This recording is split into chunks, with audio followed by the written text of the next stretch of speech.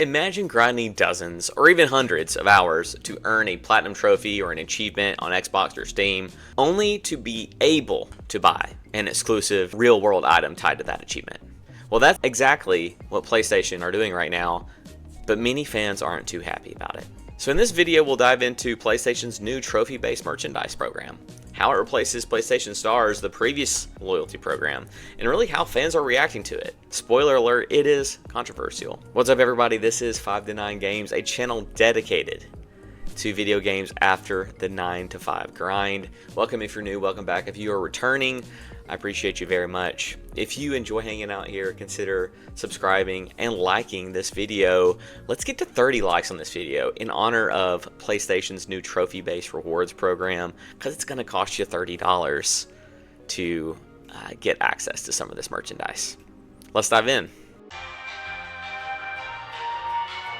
So as we see here on the PlayStation blog, Franchise Rewards launches with commemorative merchandise celebrating your in-game achievements. Players who have earned the Mono no Aware Gold or Living Legend Platinum trophies in Ghost of Tsushima by December 31st, 2025 can unlock access to a selection of limited edition merchandise.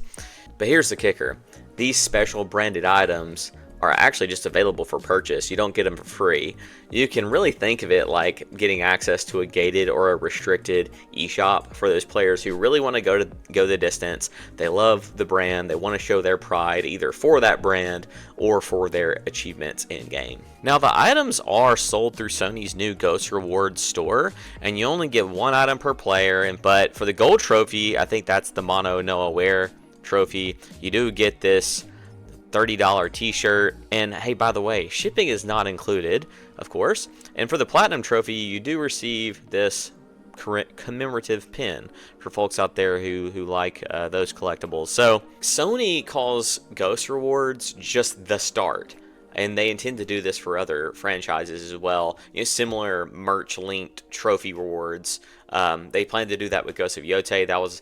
I believe that was also in that blog, and possibly more titles later. So yeah, sounds like we're going to get more merch for in-game achievements. Now my biggest questions are going to be around what games come next outside of Ghost of Yotei. Will they be more first-party games? Will we get to rep some Bloodborne gear? Maybe we get a cool little Bloodborne hat. Maybe we get like a Kratos bald cap with some face paint. Who knows? Time will tell there.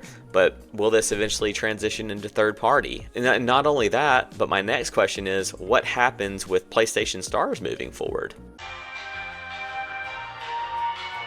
So to understand this pivot, I think we need to just examine PlayStation Stars for a minute. PlayStation Stars allow users to earn points and digital collectibles from games they play in various challenges, and then redeem those points for things like PlayStation Store credit and other digital rewards. They could actually use those points to purchase games if they wanted to. So seems like there was a little bit more flexibility with the program previously. However, starting May 21st, 2025, Sony announced it would no longer accept new members in the current version of Stars. And from July 23rd, 2025, no new campaigns, levels, or benefits will be available under Stars. And then finally, the Stars program is scheduled to fully sunset on November 2nd, 2026. So essentially the era of earning points for digital rewards and store credit is being completely phased out and replaced with trophy gated merch access. So how are the fans reacting to this announcement so far?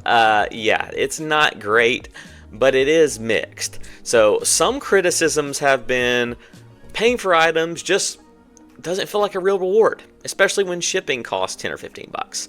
That doesn't feel good to us. Not only that, but some regions can't participate, so it's not fair to every person in the PlayStation community.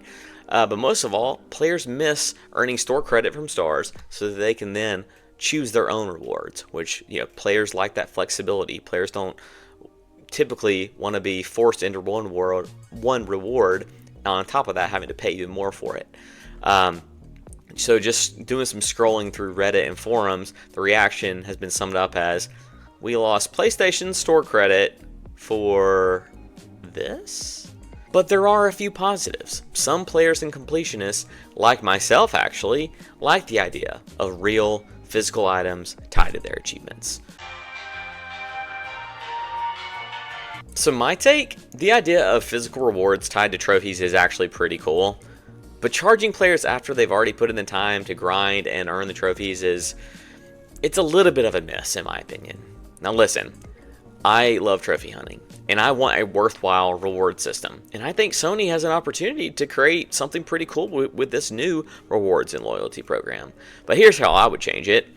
It would land a lot better if Sony offered discounts, free shipping, or even threw in some digital perks alongside the merchandise. I think that would land better with me and a lot of the other folks who have had some criticisms. But right now it feels like less of a reward and more like a gated storefront.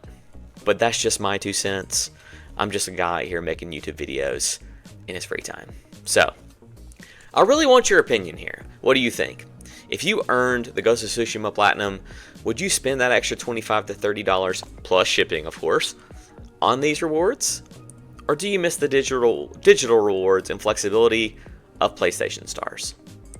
Would you be happy to see it expand into other games? Drop your thoughts in the comments, and if you found this breakdown helpful, hit like, subscribe, ring that bell for more gaming content, 5 to 9. Thanks so much for watching. Goodbye.